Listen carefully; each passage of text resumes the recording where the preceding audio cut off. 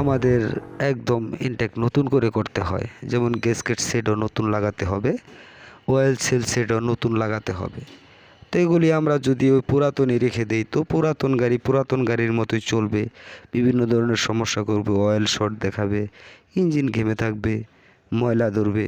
তো এই সমস্যাগুলি আমরা ইঞ্জিন পরবর্তী কাজ করলেই ম্যাক্সিমাম সময়ই আমাদের এই সমস্যাগুলি ফেস হয়।